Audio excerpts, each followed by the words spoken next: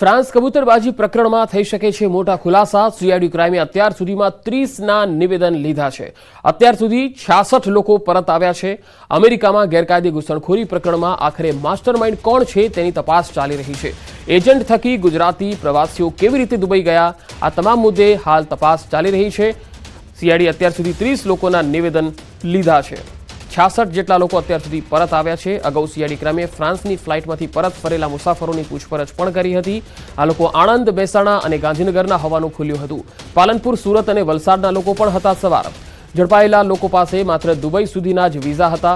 Dubai પછી શંકાસ્પદ રીતે ગયા હોવાનું સામે આવ્યું હતું। મોટાભાગના લોકો અભણ હોવાનું પણ સામે આવ્યું।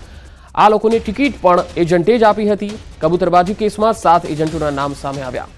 તાજેતરમાં યુએઈથી નિકારાગુઆ જઈ રહેલી ફ્લાઇટને ફ્રાન્સ એરપોર્ટ પર રોકાઈ હતી, જે બાદ વિમાનમાં સવાર લોકોની પૂછપરછ થઈ હતી।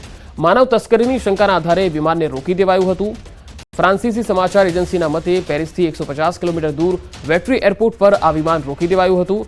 જોકે માનવ તસ્કરીના કોઈ પુરાવા નહીં મળતા વિમાનને પરત મોકલાયું હતું। સુરતના માંગરોળના બણભા ડુંગર દેવી દેવતાઓની મૂર્તિઓ ખંડિત કરાતા આદિવાસી સમાજમાં રોષ વ્યાપ્યો છે।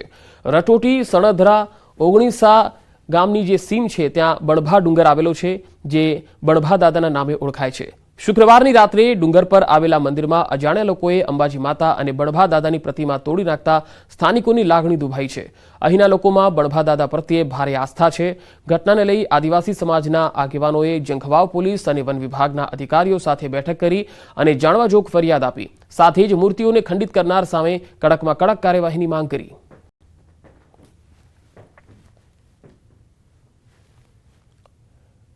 સુરેન્દ્રનગરના વઢવાણમાં આનંદ ભુવન ખાતે તળપદા કોળી સમાજમાં ભાઈચારો બની રહે અને સમાજ કલ્યાણના હેતુથી સમસ્ત કોળી સમાજનો સ્નેહ મિલન કાર્યક્રમ યોજાયો, જેમાં કોળી સમાજના સામાજિક અને રાજકીય આગેવાનો સહિત યુવાનો અને મહિલાઓ મોટી સંખ્યામાં ઉપસ્થિત રહ્યા।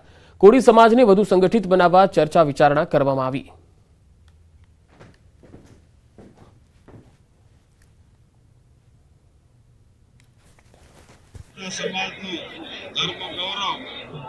અથવા સૌએ સાથે સુમેળ જાળવવા માટે સ્નેહમિલન કાર્યક્રમનું આજે આયોજન છે। આગળ વધુ સમાચારો પર નજર કરીશું। હાલ રોકાઈશું એક બ્રેક માટે।